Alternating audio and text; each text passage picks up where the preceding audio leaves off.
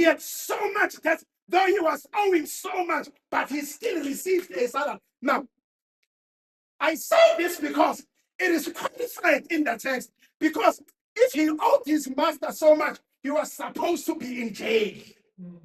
But he still worked for the master. Now, the other writers then suggest that in the story, the reason why he was owing his master so much, from time and again, he would ask for an advance. He would say, pay me today. So now, you work and then you receive a salary. So this man got used to his master to an extent that he would receive a salary before even working.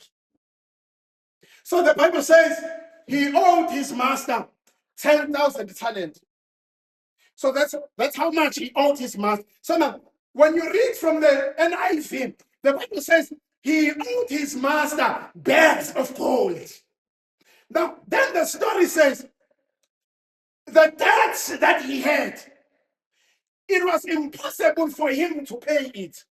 So this demanded that him and his family to be sold. In other words, if you are owing so much, he needed to pay with his own life.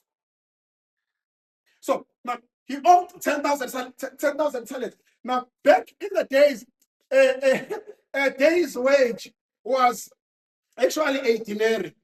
So you work today, you earn a denarii.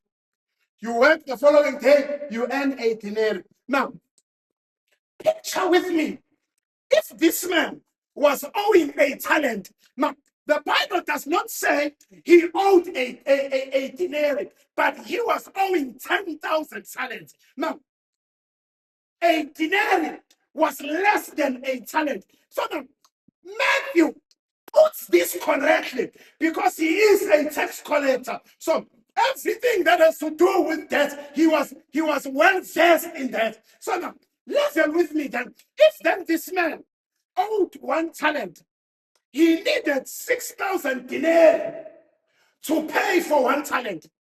And that would have taken him 60 years just to make 1 talent. Now, let's then assume that he owed his master 10 talents. This man needed 60,000 denarii just to pay for 10 talents. And that would have taken him 160 years to pay. But the Bible says he owed 10,000 talents.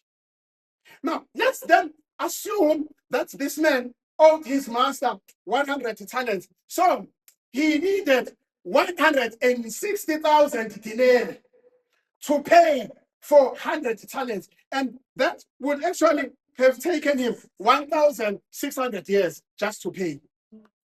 Now, then the Bible says the oldest man to ever live in this world was Methuselah. So now, if then this should take him 1,600 years to pay, it then says this man owed so much to an extent that even his life, even the days he will live on this earth, he will live paying for his debts. But we are not at 10,000 talents yet. Now, let's then assume that this man owed 1,000 talents. He needed to have about 6 million denarii just to pay for 1,000 talents. But of course, it would have taken him 16,000 years to pay. So now, this demanded that him and his family be sold. And again, even if his family is sold, there was no way that this debt would be settled. So the Bible says he owed his master 10,000 talents. So now, according to those times, if he owed so much to his master, he needed to work for 160,000 years, paying for his debts.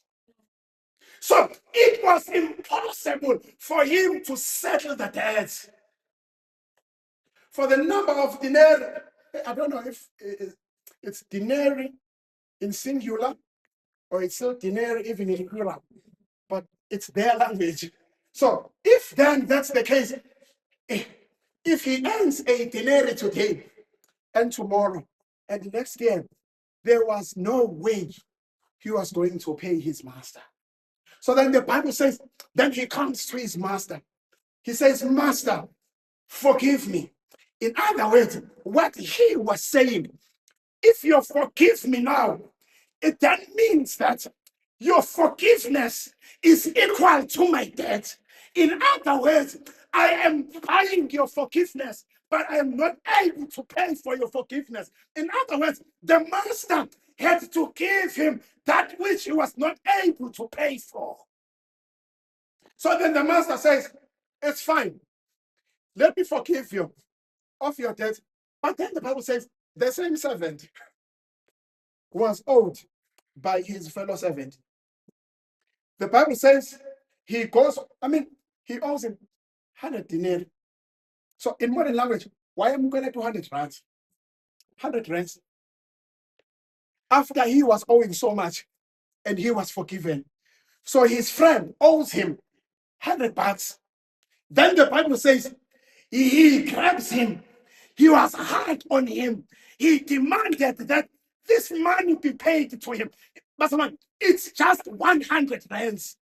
Then he says, if you then don't pay me, remember, this man has been forgiven of his debt, but the very same man who is forgiven is unable to forgive someone who owes him less than he owed. So now, this story is in a Greek philosophy. So even the writing in the story is in Greek. So now, this is what then the Greeks will do. If we are owing each other, and then we need to settle our debts. So they will say, you owe me this much. So then I plead for my case and say, I can't pay you in cash, but allow me to pay you in installments. So let there be installments. Even the Greeks practiced it. So they'll say, okay, I am giving you 6 months, 6 years to pay in installments. So now, every time you make a payment, they give you a letter and they stamp the letter.